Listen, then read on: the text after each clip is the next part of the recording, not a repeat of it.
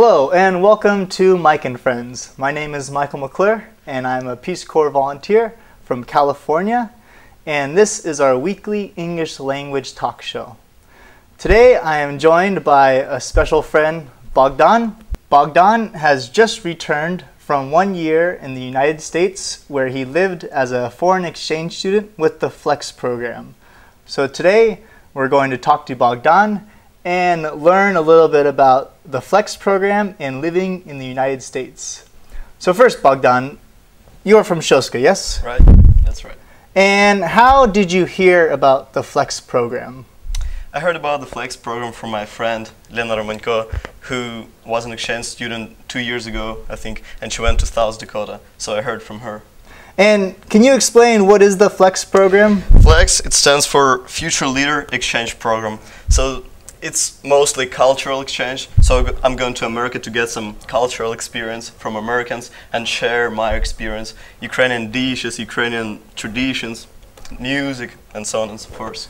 Is Ukraine the only country that has FLEX students? No, in all over the post-Soviet area, okay. There are 15 countries who are sponsored by American government, and so all the exchange students, they go in for free, and American government pays for them. Ah, I see. So the American government is behind the FLEX program. That's interesting. Right. Okay. And so where did you live in America? So I live in California. Okay, and what city in California? Atascadero. It's right between the Los Angeles and San Francisco.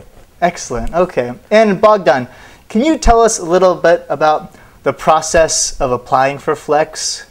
There are 4 stages. So first, you should go to your regional center, and then you take stage number first. They give you 15 questions and 1 little text. So you read it and then answer the questions after the text. Then you get the response, so if you pass or not. So then you spend the night over there in your regional center, and then you take the stage number 2. Then it's going to be lasting for 4 hours. They're going to be checking your reading skills, checking your writing skills, and so on and so forth. And then you go to stage 3, and you're working with psychologists. They ask you different questions. What would you do in this and that situation? So it's really hard. Oh wow, sounds pretty intense. Yeah, and then you have pre-departure orientation in the capital, in Kyiv. It lasts for 4 days. Yeah, and actually I'm aware of that because Peace Corps volunteers help run the pre-departure orientation. They work during the summer at those camps. That's right. And so what students is FLEX open to? What students can apply for FLEX?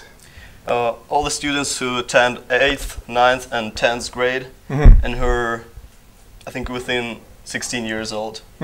So they should have a leader skills, and be open-minded, open-hearted for the new culture. And I imagine this is a pretty competitive program. Is it tough to get into? I think there are more than 9,000 people applying for the program, and only 200 of them have passed all the stages. That is not a very high amount, but that does not mean you should not try, because it is a great opportunity, is it not? Impossible is nothing, so it's the best stuff I've ever done in my life.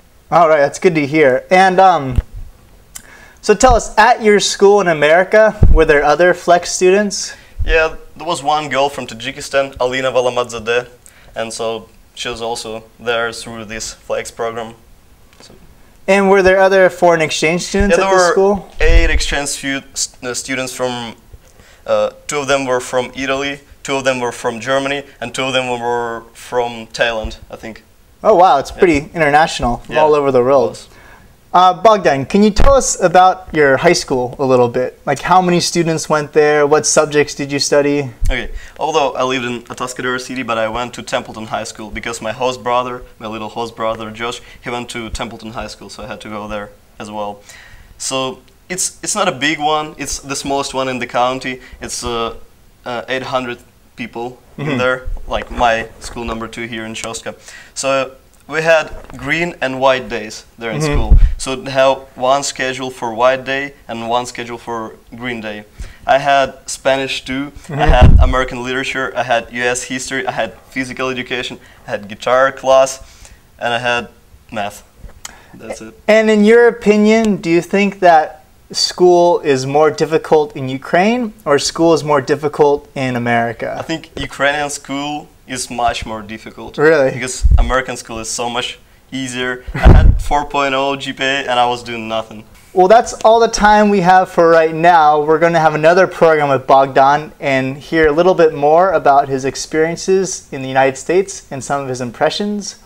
But thank you for watching Mike and Friends, and please stay tuned next week for our next episode.